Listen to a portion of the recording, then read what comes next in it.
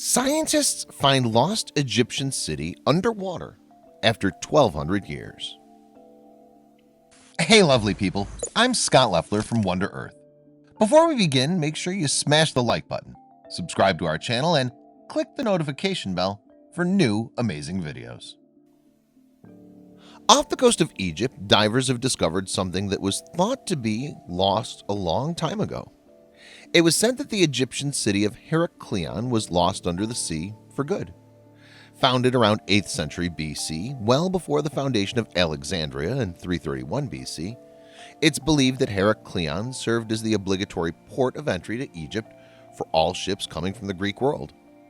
Well, after being underwater for 1,200 years off the Bay of Aboukir, this ancient city was finally discovered. The city was rediscovered in the year 2000 by French archaeologist Dr. Franck Goddio after a 4-year geophysical survey. The city dates back to the 6th century BC and holds some of the most beautiful artifacts you could ever imagine. Things like grand statues of gods and goddesses standing well over 15 feet tall and carved out of red granite, treasures of gold and rare stones, elaborate temples, and enormous tablets. This find is enormous in the historical preservation community and has been commissioned by museums around the world. Take a look at this incredible city found underwater. This is diver Franck Goddio examining the enormous hand-carved statue of a pharaoh.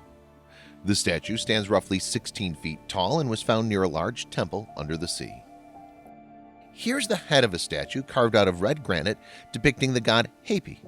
Hapi is known as the god of flooding the Nile. Hapi is a symbol of abundance and fertility and has never been discovered at such a large scale before. The divers and their team of researchers carefully lift the statue to the surface in order to preserve and protect this piece of history. It will reside safely in a museum. Here, the pharaoh, the queen, and the god Hapi are laid on the barge next to a temple stele. The stele dates back to the 2nd century BC. It was found broken into 17 pieces, however. All were found and placed back together. This gold plaque was found in the southern sector of the city. The text is written in Greek and acts as a signature for foundation deposits in the name of the king responsible for building the area, King Ptolemy III, 246 to 222 BC. In the reflection of this diver's mask, we see a bronze statue of the god Osiris. The crown is the typical insignia of power, and this statue has eyes adorned with gold sheets. Every single detail of this site in Aboukir Bay has been meticulously documented. Here, a diver measures a red granite statue feet below the surface of the ocean. A bronze oil lamp in excellent condition. This dates back to the 2nd century BC.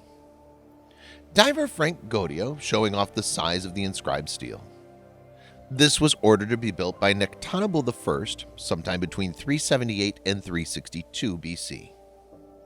The divers carefully lift the enormous stele out of the water where it's been for well over 1,200 years.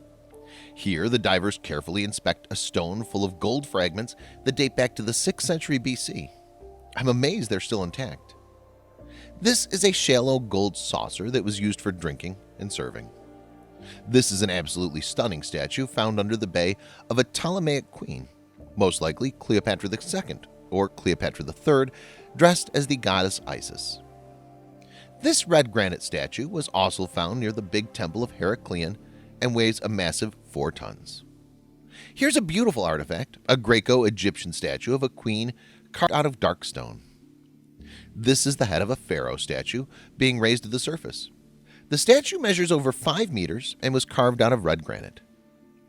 A bronze small figure of the pharaoh of the 26th dynasty found in a smaller temple in the underwater city of Heracleion. This is an absolutely epic underwater find that has researchers scrambling to this part of the globe to learn about this incredibly beautiful Egyptian city. The fact that this city found underwater has been left untouched underwater for so many years is an amazing factor on its own, let alone being a find as big as it truly is. These statues and artifacts are massive and nearly perfectly preserved. The attention to detail in these pieces is truly beautiful, and I'm happy to see it being preserved with great care.